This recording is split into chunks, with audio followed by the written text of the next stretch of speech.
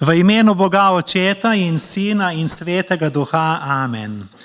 Drage sestre, dragi bratje, danes je prva nedelja po Veliki noči.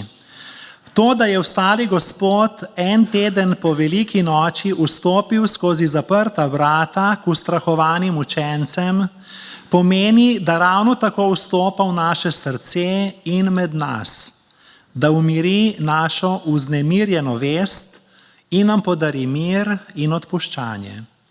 On vstopa skozi zaklenjena in zapahnjena vrata, ne da bi pri tem vlamljal, lomil, razbijal, zlorabljal, kaj poškodoval ali premikal, kajti on nikogar ne zaničuje, ne nadzoruje, se ne vsiljuje, ker prihaja v miru, z ljubeznijo, da služi in odpušča.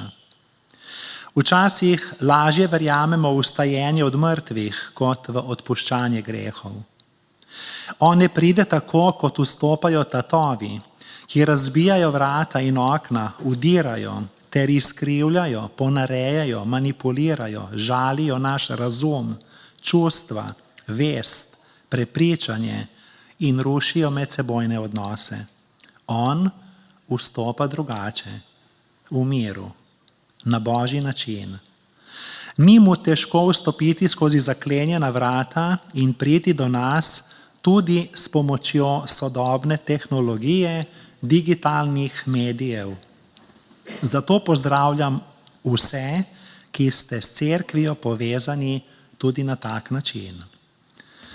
Prisluhnimo obvestilom. Jutri v ponedeljek ob 19. uri vabljeni v cerkev na molitveno srečanje. V sredo ob 19. uri je v cerkvi srečanje v okviru Trubarjeve bralne značke, zato sredin študijski forum odpade, lahko pa na pogovor o prebrani knjigi Quo Vadis, ki govori o apostolu Petru in preganjanju prvih kristijanov v času cesarja Nerona, pridemo tudi ostali. Naslednjo nedeljo ob 10. uri vabljeni v cerkev na osrednje tedensko bogoslužje. Udeleženci verige posta in molitve se lahko prijavite pri Leji Brkič. Včeraj je novomeška škofija praznovala 20-letnico od njene ustanovitve, zato jim izrekamo čestitke. Na svečanost smo bili povabljeni tudi predstavniki naše cerkve in pravoslavne cerkve. Pravoslavni verniki danes praznujejo Veliko noč po julijanskem koledarju, tako tudi njim voščimo blagoslovljene velikonočne praznike. Naj vas spomnim, da je izšla nova številka revije Vode počitka, ki je revija za evangelijsko duhovnost, kulturno promocijo krščanstva. Tokratna številka je zelo bogata, raznolika, ker je velikonočna številka. Vabljeni, da revijo Vode počitka vzamemo, jo preberemo in če nas nagovori, jo podarimo dalje. Revija je pri obeh izhodih iz cerkve.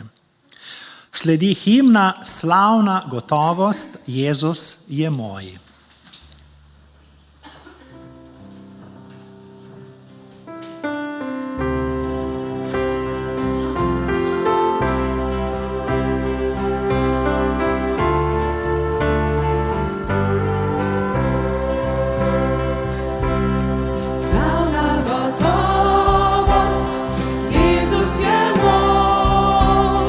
Večno se slavlja od prepredne noči.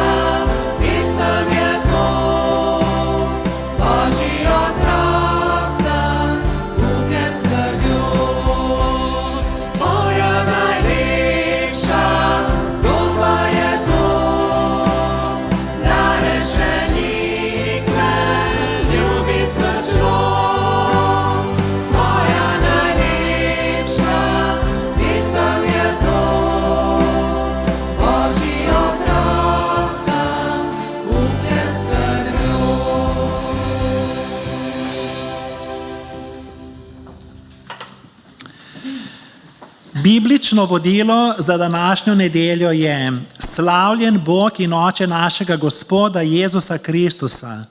V svojem velikem usmiljenju nas je po vstajenju Jezusa Kristusa od mrtvih prerodil za živo upanje. Poezija 116. psalma pa glasi: ljubim Gospoda, ker posluša moj glas, mojo prošnjo za milost. Zakaj svoje uho je nagnil k meni, v svojih dneh ga bom klical. Gospodovo ime kličem, o Gospod, osvobodi mojo dušo. Milostljiv je Gospod in pravičen, naš Bog je usmiljen. Gospod varuje preproste, bil sem slaboten, pa me je rešil. Zares, rešil si mojo dušo pred smrtjo, moje oči pred solzami, moje noge pred padcem. Hodil bom pred Gospodom v deželi živih. Priznajmo svoje grehe. Dobri Bog, v ušesih nam še vedno odzvanja velikonočno oznanilo, da je življenje močnejše od smrti. Ampak to je bilo v nedeljo in en teden je že mimo. Znova smo se ujeli v zanko zaskrbljenosti in nismo pomislili nate. Izrekli smo težke besede. Čeprav smo imeli priložnost za izkazovanje prijaznosti, sočutja in nudenja pomoči sočloveku. Odpusti nam, ker se hvalisamo svojo popolnostjo, namesto da bi prišli k tebi kot skesani grešniki, odeti v oblačilo tvoje pravičnosti. Odpusti nam, ker smo pobožnost razglasili za svojega Boga, ne zanašamo pa se na tvojo nedoumljivo milost. Odpusti nam, ker presojamo druge in kažemo na njihove slabosti, svoje zablode pa prikrivamo. Odpusti nam, ker se postavljamo nad druge, namesto da bi jih spoštovali, ljubili in jim služili. Kristus, usmili se, Gospod, usmili se. Zato besede milosti in slavospev tolažijo naše srce. Hvala torej Bogu, ki nam daje zmago po našem Gospodu Jezusu Kristusu. Slava Bogu na višavah in na zemlji mir ljudem, ki so mu po volji. Vabim še k molitvi. Vsemogočni Bog Oče, prosimo te, upravljaj srca vladarjev in oblastnikov, da bodo podvrženi tvoji pravični in krotki vladavini in bo svet, ki je razdeljen in uničen zaradi greha, vojn, revščine, zlorab, izkoriščanja, krivic, žalitev in laži, postal ljubeči dom miru in upanja za vse narode sveta. Ljubeči Oče, toliko vprašanj imamo, saj se majejo temelji sveta, pozabljamo pa, da si samo ti nepomična skala. Z nami si v breznu tesnobe, za praznimi mizami revnih, v puščavi zaskrbljenosti, v temi strahu, v trnju bolečin, na bolniški postelji umirajočih in v solzah žalosti. Usmiljeni Oče, reši nas pred tiranijo sodobnega časa in pred prepolnimi urniki, da se naša utrujena in prestrašena duša umiri v tvoji blagodejni navzočnosti. Nauči nas hoditi korak za korakom, vendar za tabo, ti zaupati in ti zvesto slediti do konca življenja. Amen. V nadaljevanju bomo slišali berilo iz 1. Petrovega pisma, 1. poglavja od 3. do 9. vrstice, združeni v prepevanju hvalnic, pa bomo častili Boga, najprej s pesmijo Brez njega, torej brez Jezusa, nimaš veselja.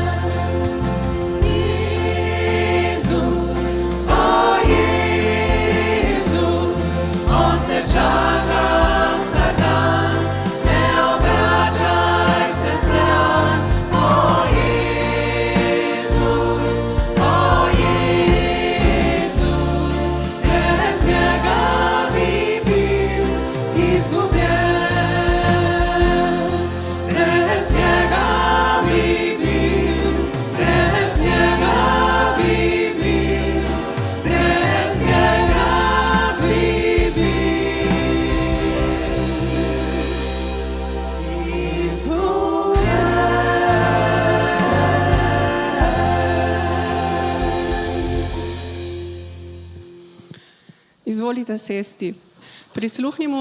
Prisluhnimo berilu iz 1. Petrovega pisma, prvo poglavje od 3. do 9. vrstice z naslovom Živo upanje.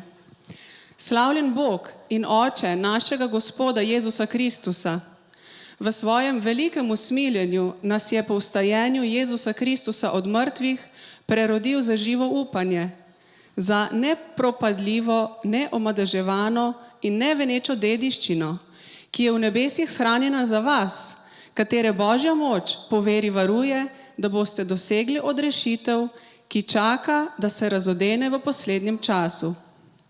Bodite tega veseli, čeprav morate zdaj nekaj časa trpeti v raznih preizkušnjah, da bo preizkušenost vaše vere veljala več, kakor zlato, ki je minljivo, pa se v ognju preizkuša, vam v hvalo, slavo in čast, ko se bo razodel Jezus Kristus.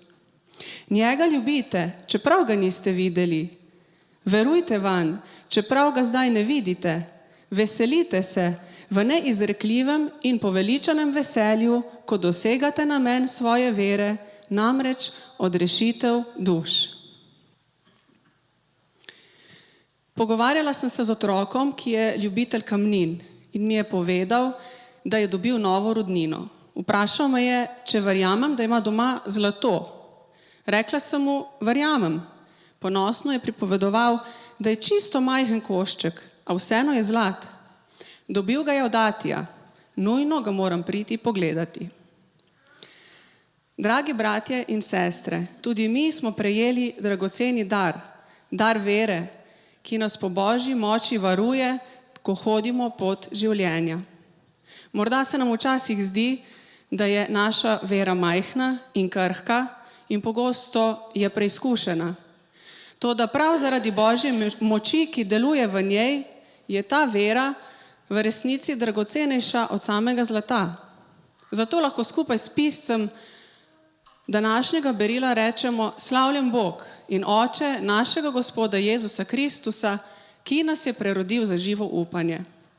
Tudi pesmi, ki jih bomo zapeli, izražajo to naše zaupanje v mogočnega Gospoda, ki rešuje in nas zanesljivo vodi skozi življenje.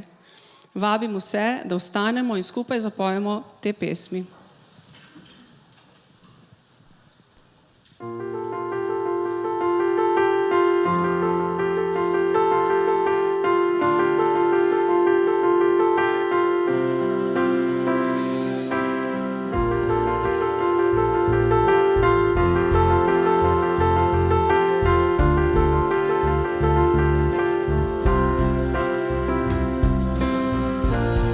Sočutje si želimo,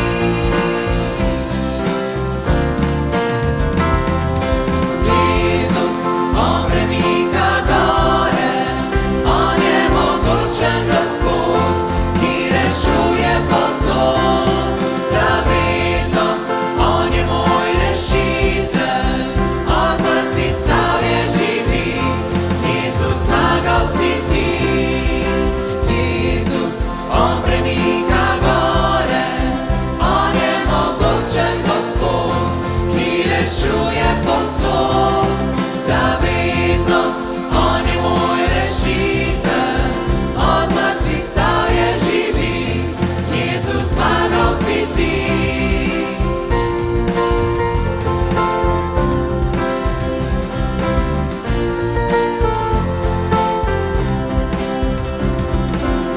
Lučari zdaj, svet pozna naj, on je kralj na vekomaj, zdaj mu čas daj.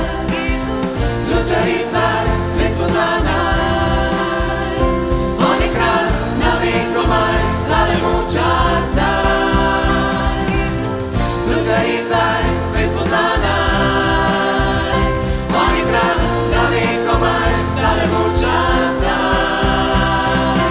Jezus, on premika gore, on je mogočen Gospod, ki rešuje povsod, zavedno, on je moj rešitelj, od mrtvih stav je živi, Jezus zmagal si ti. Jezus, on premika gore, on je mogočen Gospod, ki rešuje povsod, zavedno, on je moj rešitelj, od mrtvih stav je živi, Jezus zmagal si ti.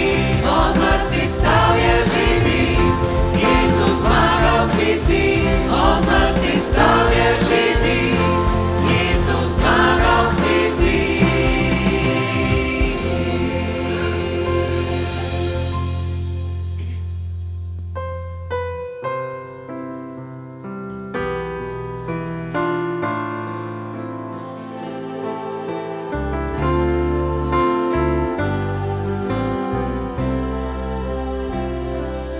On je zmožen, več kot zmožen, vse potrebe moje izpolniti mi. On je zmožen, več kot zmožen, ovire odstraniti vse s poti. On je zmožen, več kot zmožen, storiti več kot sanjam jaz lahko. On je zmožen, več kot zmožen, voditi varno svojo mero pot. On je zmožen, več kot zmožen, vse potrebe moje izpolniti mi. On je zmožen, več kot zmožen, ovire odstraniti vse s poti. On je zmožen, več kot zmožen, storiti več kot sanjam jaz lahko. On je zmožen, več kot zmožen, voditi varno svojo mero pot. On je zmožen, več kot zmožen, storiti več kot sanjam jaz lahko. On je zmožen, več kot zmožen, voditi varno svojo mero pot. Voditi varno svojo mero Molimo. Nebeški Oče, mi smo prišli, ker verujemo, da si ti zmožen nas prijeti za roko in nas voditi skozi življenje po poti, ki je varna, kljub preizkušnjam, po poti, ki ima smisel, kljub izzivom. Hvala ti, ker si ti naša moč in ti naše upanje. Izpolni nas svojim mirom v nemirnem svetu in ljubeznijo, ko bomo živeli drug z drugim, vsi željni sprejetosti, smisla in tvoje bližine. Naj bomo drug drugemu tvoj obraz, tvoja tolažba in tvoja roka. Ti nas objemi s svojo močno ljubeznjo in nas drži. Amen. Sledi utrinek za otroke.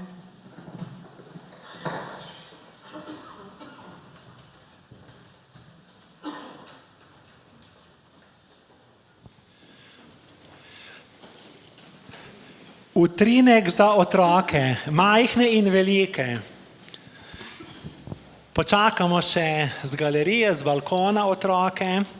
Dobrodošli, smo veseli, da ste z nami, da vidim, kaj sem vse pripravil za danes. To je nekaj posebnega, tudi statična elektrika deluje, čistilo za pomivanje posode, potem imam krožnik, bel krožnik, palčke. Veste, zakaj so te palčke? Za čiščenje ušes. Mleko, alpsko mleko. In poper, kakšna kombinacija. Preden gremo k utrinku za otroke današnjemu in temu poizkusu, bi rad povedal 3 stvari. Najprej, rad bi vas pohvalil za velikonočni nastop. Drugič, rad bi se vam zahvalil. Rad bi se vam zahvalil za velikonočni nastop, ker ste bili edinstveni, izjemni, čudoviti. In tretjič, zelo sem ponosen na vas. Zelo rad pridem v cerkev tudi zaradi vas. Vedno me razveselite in vedno z veseljem prisluhnem in sodelujem z vami tudi z utrinkom. Zamislimo si, da je ta bel krožnik srce. Moje srce, vaše srce. In vsi želimo v tem lepem belem krožniku imeti lepe, čiste stvari, tako kot mleko, ki je lepo belo, hranljivo, ni umazano, čisto. In takšno je tudi naše srce, kadar v njem ni greha. Greh pa je vse tisto, kar ni dobro in škoduje nam in bližnjim in stvarstvu. Če recimo mi kdo pomaga povedati, kakšen greh, kaj je narobe, ko naredimo v življenju? Pretepanje. Pretepanje. Še kaj? Kraja, izzivanje, nagajanje, neuboganje, neposlušnost. Veliko je vsega tega, ampak vsi imamo to. Zato naše srce zaradi greha ni vedno belo in čisto.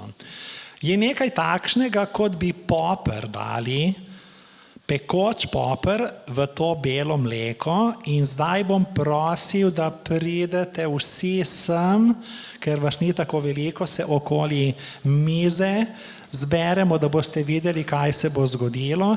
Ti mi boš pa samo malo držal ta mikrofon, toliko časa, da jaz ta poper z mlinčkom zmeljem v mleko. Takšno mleko pa res ni okusno, jaz ga ne bi pil. Mleko s poprom, groza. Ste videli, kakšno je zdaj to mleko? Polno greha.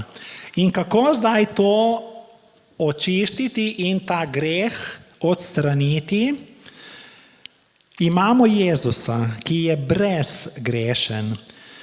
In lahko si pomagamo tako, da bomo tukaj vzeli čistilno sredstvo za pomivanje posode, na to palčko, na vato dali čistilno sredstvo, detergent in poglejte, ko bom postavil, zdaj dobro gledajte, tole v mleko s poprom, kaj se zgodi? Wow! Kaj se je zgodilo? Ratalo je belo vse. Vse je ratalo belo. Poper se je umaknil stran, poglejte. Še ti poskusi na novo poper, natrositi, zmleti, not, ko spet zgrešimo. In bomo, zdaj pa ti poskusi s to palčko. Poglejte, spet se vse umika stran. In nastane belo. Pa to je res čudež. Ampak še večji čudež je, žal niste videli, lahko poskusite doma pri kosilu. Verjamete? Dobro. To je res čudež. Ampak še večji čudež je to, kar naredi Jezusova daritev in Jezusova kri. Zato mislim, da lahko zaploskamo našim sodelujočim tukaj. Tako, pri verouku pa boste zvedeli še veliko tega. Doma pa le poskusite. Še enkrat, vse to pa lahko staršem prikažete. Vidite, kako se umika. Hvala lepa.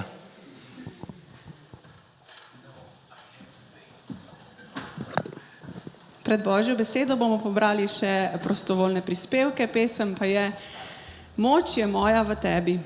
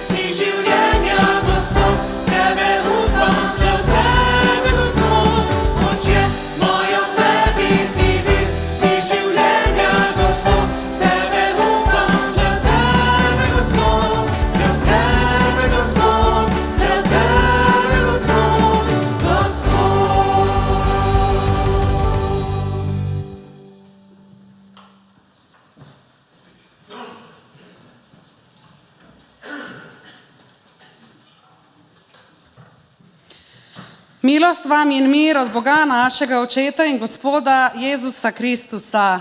Amen. Drage sestre in bratje v Kristusu, verjetno ste že ugotovili, kaj je tematika današnjega bogoslužja. Naj vas vprašam tole vprašanje. Koliko med nami je tistih, ki bi priznali, da so oziroma smo vsaj kdaj na robu izgorelosti? V zadnjih letih se pojavlja zanimiv in hkrati zaskrbljujoč pojav. Raziskave namreč kažejo, da je kar 94% duhovnikov, katehetov, animatorjev, cerkvenih delavcev in končno tudi vernikov, ne glede na denominacijo, na robu izgorelosti. Ko sem tole pripravljala za svoje študente teologije, moram reči, da ni bilo nič kaj preveč spodbudno. Zelo veliko duhovnikov namreč razmišlja, da bi zapustili službo. Veliko vernikov razmišlja, da imajo vsega dovolj, da ne bi pač več hodili v cerkve.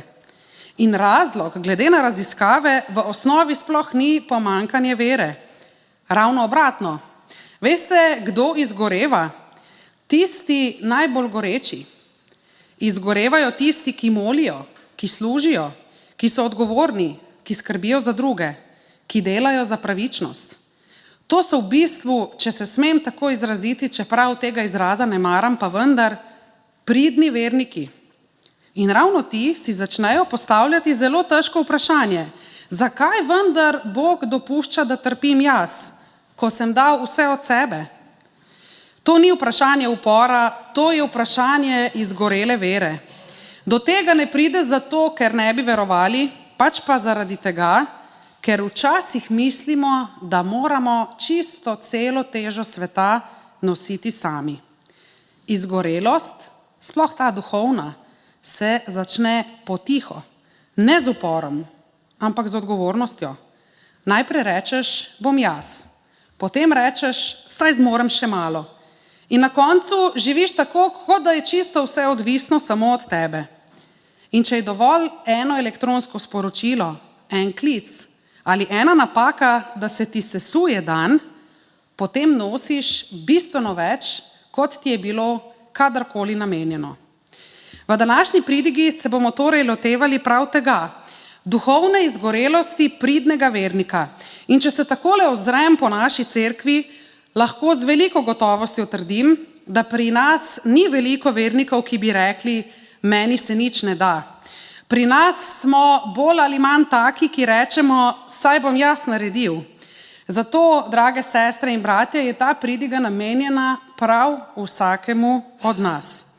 Besede, ki bodo služile osnovi za današnje razmišljanje, najdemo v knjigi preroka Izaija v 40. poglavju, od 27. do 31. vrstice sledeče. Zakaj torej praviš, o Jakob, govoriš, o Izrael? Moja pot je zakrita Gospodu, moja pravica uhaja mojemu Bogu. Mar ne veš? Ali nisi slišal? Gospod je večni Bog, stvarnik koncev zemlje, ne omaga in ne opeša. Njegova razumnost se ne da raziskati. Omagujočemu daje moč, onemoglemu povečuje vzdržljivost. Mladeniči omagujejo in pešajo, mladci se spotikajo in padajo. Tisti pa, ki zaupajo v Gospoda, obnavljajo svojo moč.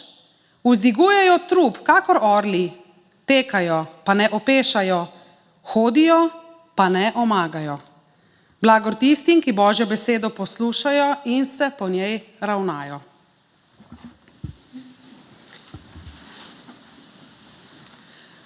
Dragi prijatelji, danes je po cerkvenem letu tako imenovana Bela nedelja, ki jo pogosto zelo težko razumemo.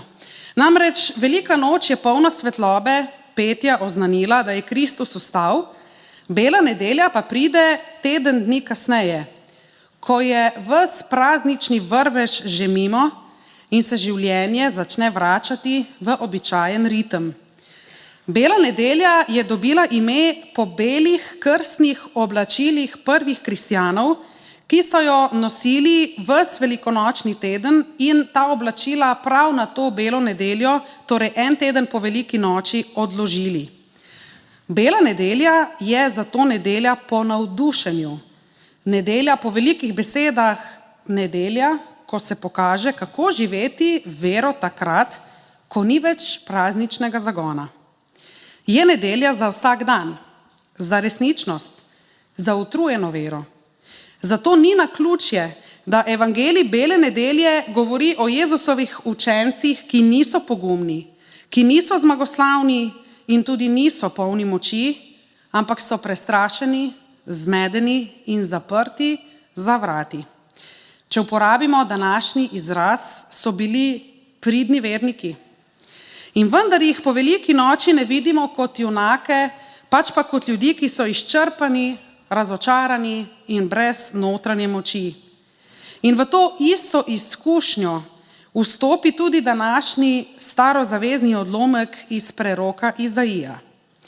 Izaija, besede, ki smo jih prebrali, ne govori ljudem, ki so brezbrižni do Boga.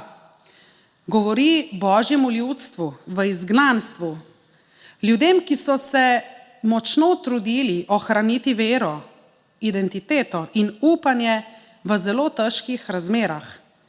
Izaija prebrani odlomek pravzaprav namenja mladeničem, tistim, ki so močni, sposobni, delovni, ki so nosilci prihodnosti.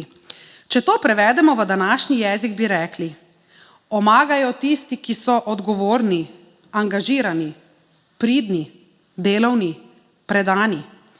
V Izaiji se to stanje sliši takole: moja pot je zakrita Gospodu, moja pravica uhaja mojemu Bogu. Gre za izraz eksistencialne izkušnje vernika, ki se znajde v prostoru tišine, nevidnosti in občutka krivde. Ne gre za teoretični dvom o Božjem obstoju, gre za relacijski krik. Bog je namreč naslovljen in navzoč kot naslovnik pritožbe, a hkrati doživljan kot tisti, ki ne vidi, ki je tiho, ki ne ukrepa. Pot označuje celotno osebno in skupno življenjsko zgodbo, prehojene korake, sprejete odločitve, trpljenje, zvestobo in tudi zablode. Pravica pa označuje zvestobo zavezi, obnovo porušenih odnosov, priznanje krivice in vzpostavitev reda, v katerem šibki niso prezrti. Koga torej naslavlja prerok Izaija v prebranem odlomku? Naslavlja, kot smo že rekli, predvsem mladeniče, saj pravi, da se mladeniči spotikajo, da fantje opešajo in se utrudijo. To seveda ne pomeni, da ženske ali starejši ali mlajši ne sodijo v ta odlomek. Gre za tipično starozavezno pretiravanje, ko prerok vzame za primer cvet družbe. Torej, če mladeniči, ki so v tem kontekstu mladi moški, v polni telesni kondiciji, tisti, ki so v tedanji družbi predstavljali nosilce prihodnosti, delovne sile in vojaške obrambe, pešajo, torej to pešanje in omaganje je vezano na čisto vsakega izmed nas. Izaija naslavlja tudi mene in tebe. Kako pa bi Izaijev tvit izgledal v letu 2026? Verjetno bi prerok tvitnil kaj takšnega: diplomirani, prekani, izgoreli, tudi mladeniči padejo. Ne zato, ker bi bili šibki, ampak ker nihče več danes ne sme biti človek. Izaija 40, izčrpana generacija. Morda pa bi nam prerok Izaija poslal elektronsko sporočilo, e-mail. V zadevi bi pisalo: če ste utrujeni, ste mimogrede normalni. Besedilo sporočila pa bi bilo takšno: nehajte se že spraševati, kaj je z vami narobe. Vprašajte se, kaj je narobe s svetom, ki od vas zahteva neskončno razpoložljivost, brez varnosti, brez počitka in brez zagotovila, da boste sploh lahko živeli od svojega dela.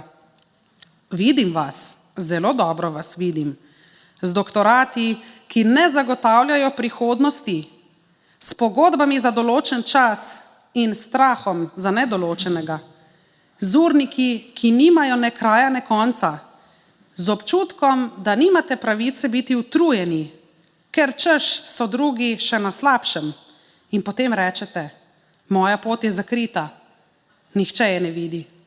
In moja pravica sploh ne pride na vrsto. Prav imate. Ste generacija brez vojne, a z več zlomljenimi dušami kot kdajkoli. Utrujeni, ker živite v svetu, kjer je vse merljivo razen pravičnosti. Toda Bog, o katerem govorim jaz, ne zahteva od vas, da pač še malo stisnete zobe. Ne govori: potrpite, saj bo. In tudi ne meri vaše vere po vaši psihični vzdržljivosti. Bog je tisti, ki pravi, to ni življenje, kakršno sem obljubil. Tudi mladeniči se sesujejo, pa kaj? Pač se. In Bog jih ne zapusti v njihovih ruševinah. Tudi mladeniči padajo, pa kaj? Pač padajo. In Bog tega ne imenuje neuspeh. Vaš Izaija. Izaija našo izčrpanost opiše zaporedjem glagolov, ki niso tu notri kot retorični okras, ampak gre za natančno diagnozo. Prebrali smo, da človek najprej omaga. To je tisti trenutek, ko se nekaj zlomi iznotraj, še preden drugi kaj opazijo. Navzven sicer vse teče, super, dobro izgleda, toda znotraj manjka smisla, veselja, tistega notranjega zakaj. Človek, kot pravijo mladi, fejka, se pretvarja, se dela, kot da ni nič narobe. Svoje resnična občutja skriva za lažnim nasmeškom. Potem sledi drugi glagol. Človek začne pešati. Ne pade takoj, ampak počasi izgublja ritem. Še dela, še vztraja, še moli, a vse postaja težko, počasno, prazno. Počasi postaja apatičen. V odnosih mu zmanjka moči za bližino, za iskrenost. V sebi peša tako, da izgubi notranji kompas. Ne ve več, kdo je in začne živeti v razcepu med zunanjim funkcioniranjem, ki se od njega pričakuje, in notranjo praznino. V veri peša tako, da vera ne izgine, pač pa počasi utihne. Molitev postane navada brez pričakovanja. Poslušanje Božje besede brez odziva. Zvestoba pa je brez veselja. Nato pridemo do tretjega glagola, ko se človek začne spotikati. Tu ne gre več samo za utrujenost, ampak za izgubo smeri. Koraki niso več gotovi. Vera se zapleta ob vprašanja, življenje ne teče več gladko. Spotikanje mimogrede ni moralna napaka, ampak je izguba orientacije. Gre za krizo smisla. Stvari, ki so bile prej smiselne, zdaj ne delujejo več. Odgovori, ki so prej zadostovali, se zlomijo ob resničnosti. V odnosih se to kaže kot nerodnost, kot napetost. Človek se zapleta, pretirano reagira ali pa se obrambno umika, ker ne ve več, kako biti pravilno navzoč. V veri se spotikanje pokaže kot trk med izpovedjo in izkušnjo. Verujem, a hkrati se ves čas zaletavam v tišino, v neizpolnjene obljube, v Boga, ki se zdi oddaljen. In na koncu pridemo do četrtega glagola, ko človek pade. Vidno, boleče in vsem na očeh. Tudi pasti pri Izaiju ne pomeni izgubiti vere, zapasti v greh ali moralno propasti. Pasti pomeni, da človek preprosto ne zdrži več teže, ki jo nosi, ker je predolgo verjel, da jo lahko nosi sam. To je zlom zaradi izčrpanosti, ne zaradi pokvarjenosti. To je zlom zaradi iluzije nadzora, ne zaradi nevere. Človek pade, ko skuša ohraniti življenje, vero, odnose in smisel pod popolnim nadzorom, ko mora vse sam držati skupaj, vse razumeti, vse obvladati, držati vse niti življenja. Vera tu pogosto ostane, celo zelo resna, a postane naporna, ker je ujeta v logiko odgovornosti brez odnosa, v logiko formalizma brez relacije. Padec zato ni odpad od Boga, ampak razkritje temeljne resnice, da človek preprosto nikoli ni bil ustvarjen zato, da bi vse nosil sam. Drage sestre, dragi bratje, padec v Izaijinem odlomku je najpomembnejši vidik prebranega odlomka. Izaija namreč govori izgorelim, izčrpanim, preobremenjenim. Padec ni kazen, ni dokaz, da nisi dovolj dober. Padec je ogledalo, v katerem se dokončno razbije iluzija o popolnem človeku. Zato padec ni konec odnosa z Bogom, ampak je konec napačne podobe Boga. Boga kot tistega strogega starša, ki pričakuje stalno moč, stabilnost in samoobvladovanje. V padcu se dokončno razgali resnica. Človek nikoli ni bil ustvarjen zato, da bi bil sam, ampak da stoji v odnosu. Zato je padec v prebranem odlomku teološko osvobajajoč. Je trenutek, ko človek končno vidi, da njegova vrednost ni v tem, da zdrži, ampak v tem, da pusti, da ga nosi Bog. Torej, da pusti, da je nošen. Ogledalo padca ne vpije, nisi dovolj dober, ampak ti tiho pove, nisi bil ustvarjen, da bi bil sam sebi dovolj. In prav takrat, ko se zgodi padec, lahko Bog vstopi.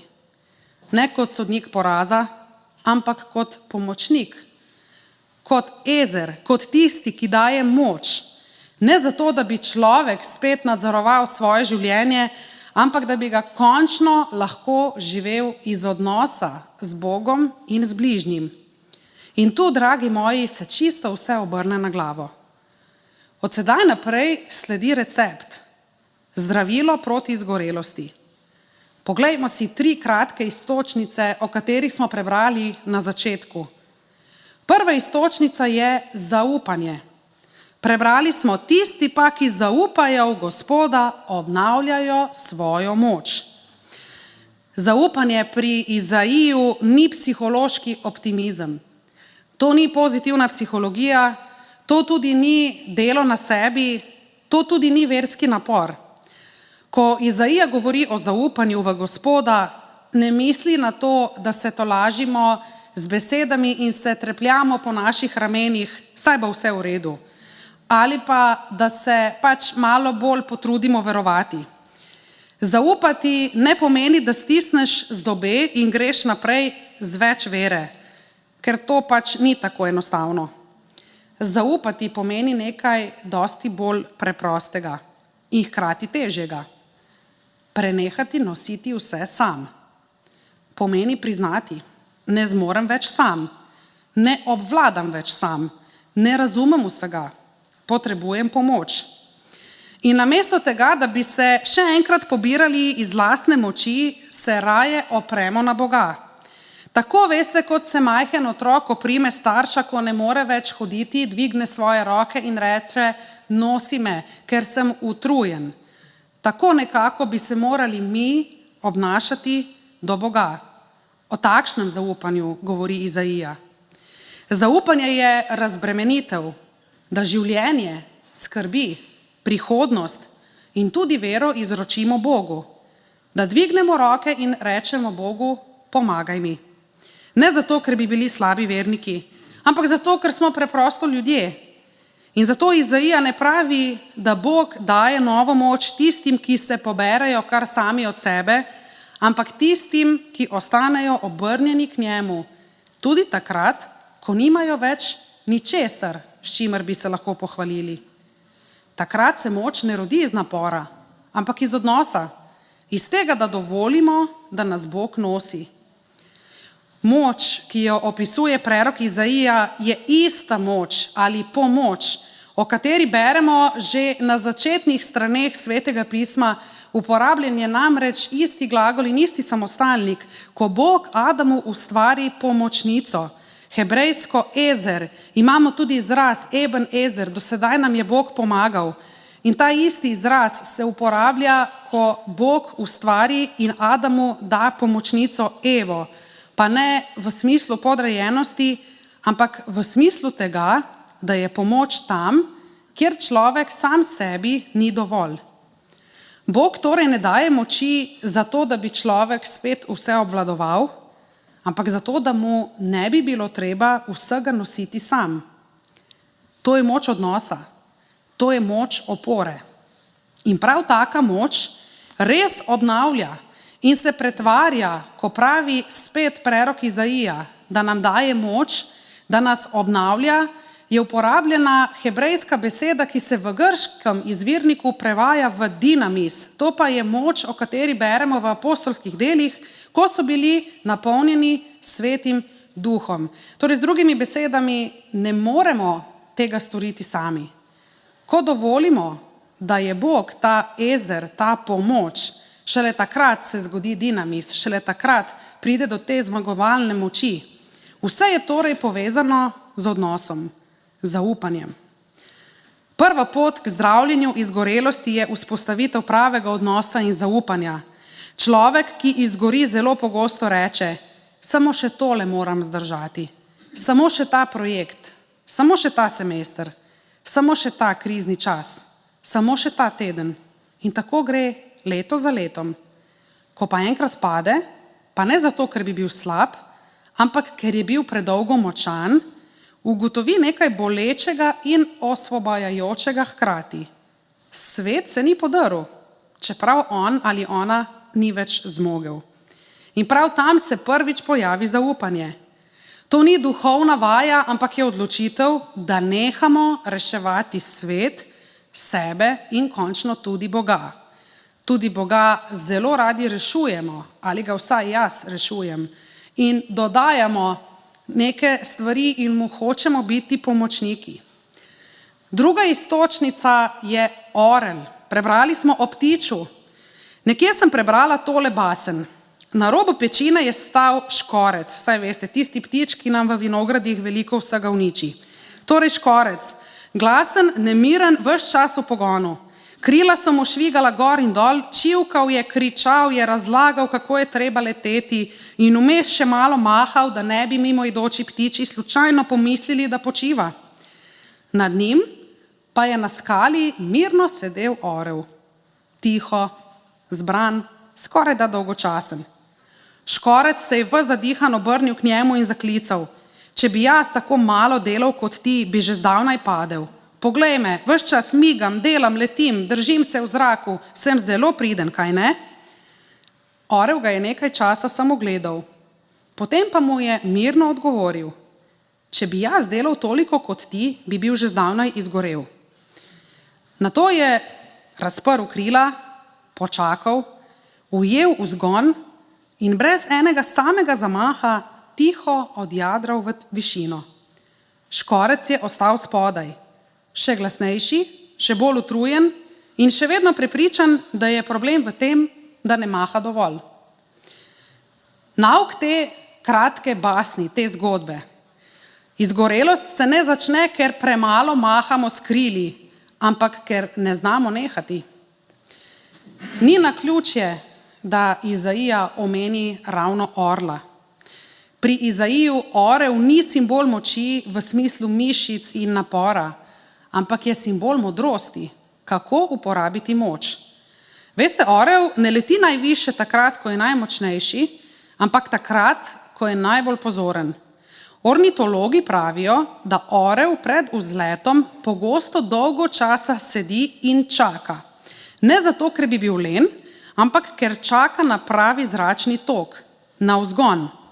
Ko ga začuti, razpre krila in se pusti nositi. Če bi ves čas mahal s krili, bi se prehitro izčrpal. In tu se skriva Izaijeva modrost. Izgoreli človek je tisti, ki maha s krili tudi takrat, ko ni več vzgona, ko ni več odnosa, počitka, smisla.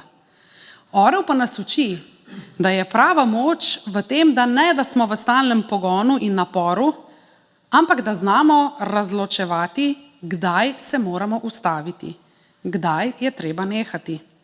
Povedano teološko, zaupanje v Boga pomeni, da človek neha dokazovati svojo moč, torej neha letati in mahati z duhovnimi krili in se nauči čakati na Boga, ki je simbol vetra, ki ga nosi. In šele takrat se moč zares obnavlja. Ne kot adrenalin, ki pride in gre, pač pa kot mirna in nosilna moč, ki ne izgori. Orel je torej podoba človeka, ki se je naučil, da ni vir svoje lastne moči. In to je morda najlepši recept proti izgorelosti, ki ga ponuja Sveto pismo. Ne, da boš manj delal, ker to ni rešitev, da delaš, ampak da ne nosiš vsega sam. Ko človek preneha mahati s krili ob napačnem času, se začne obnavljati njegova moč. In zadnja iztočnica je nenavadni vrstni red. Ne vem, če ste bili pozorni, ampak pogosto mislimo, da v veri rastemo po logiki naslednjega napredovanja. Najprej hodimo, potem začnemo teči, na koncu pa že letimo. Kot neka duhovna elita, aviacija, ki vse zmore. Toda, če ste bili pozorni, Izaija obrne vrstni red in pravi: najprej vzdigujejo trup kakor orli, to pomeni, da letijo, potem tečejo in ne opešajo in potem šele hodijo in ne omagajo. Torej najprej je let kot prva stopnička, potem je tek kot druga stopnička in najvišje je hoja. Povsem nelogično, kaj ne? Zakaj? Ker let ni nagrada za napor, ampak je dar zaupanja. Let pomeni, da se človek pusti nositi, zato je to prva stopnička. Potem pride tek, to pomeni, da služiš, da si aktiven, ker imaš sedaj moč, ker si pustil, da te je Bog nosil. In šele potem, na najvišji stopnički pride hoja. Torej, najvišja stopnička ni let, ampak hoja. To je navadna, vsakdanja zvestoba, ki ni nič kaj spektakularna, zagotovo pa je vzdržna. Hoja pomeni živeti življenje v ritmu, ki ne uničuje, v veri, ki ne potrebuje stalnih dražljajev, stalnih čudežev. To je Izaijev recept proti izgorelosti. Ne vera, ki se izčrpa v izrednem, ampak vera, ki zdrži v vsakdanjem. Hoja namreč simbolizira naš vsakdan. Hoja pomeni vstati zjutraj in živeti dan brez potrebe, da bi bil danes nekaj posebnega, da bi Boga, druge ali sebe moral impresionirati. Hoja pomeni delati svoje delo, ne da bi se dokazoval. Hoja pomeni biti v odnosih z drugimi brez nenehnega reševanja drugih in postavljanja se nad njih. Pomeni moliti tudi takrat, ko morda ne čutiš ničesar. Iti spat pravočasno, če tudi nisi vsega uredil. Hoja je vera, ki ne potrebuje stalnih vrhov, duhovnih poletov in adrenalina, ampak zna sprejeti ritem. Danes en korak, jutri en korak. In prav to je protistrup za izgorelost.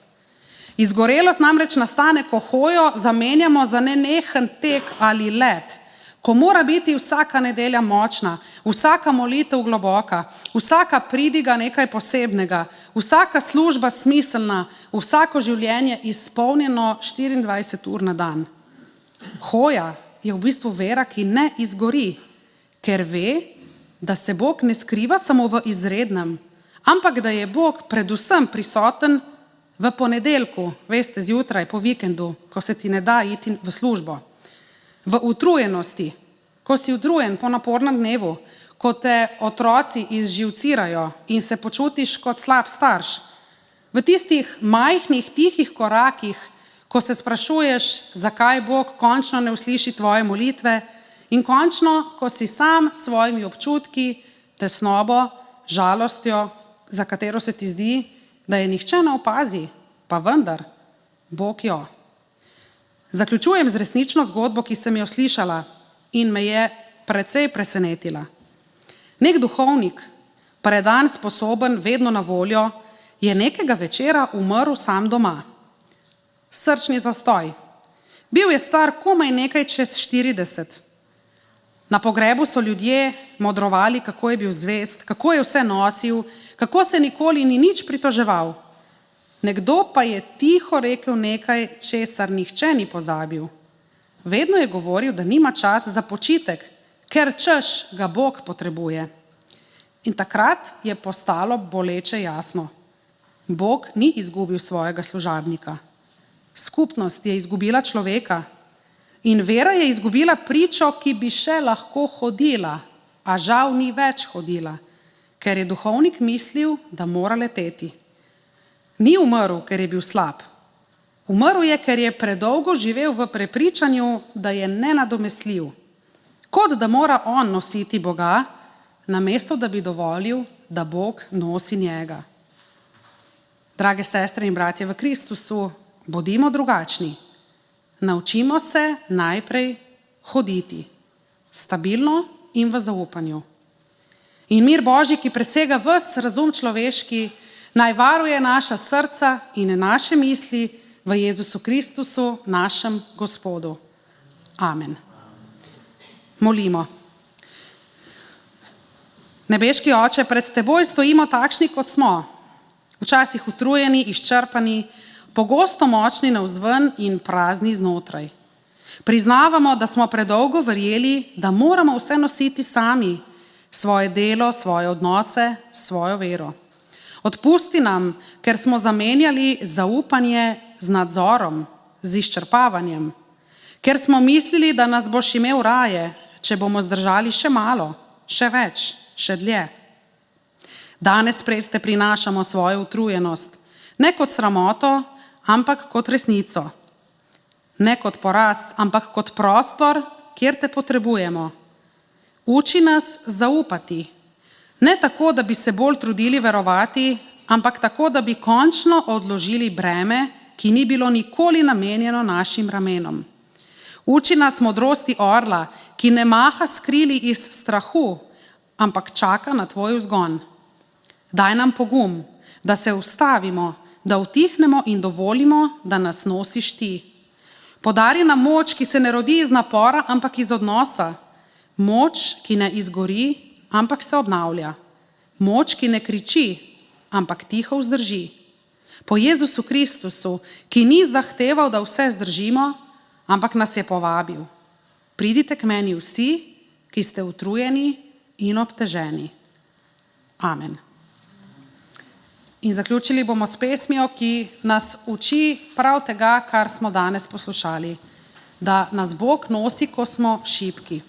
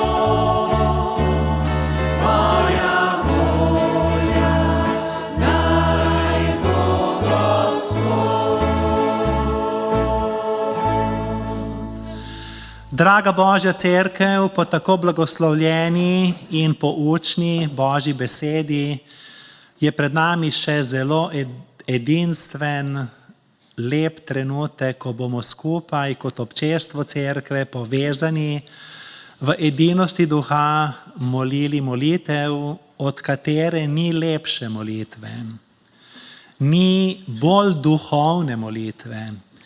Včasih se sprašujemo, kaj je duhovna molitev. Molitev Oče naš je najbolj duhovna molitev. Naučil nas jo je moliti Jezus. Ne zato, da bi leteli, tekli, ampak hodili.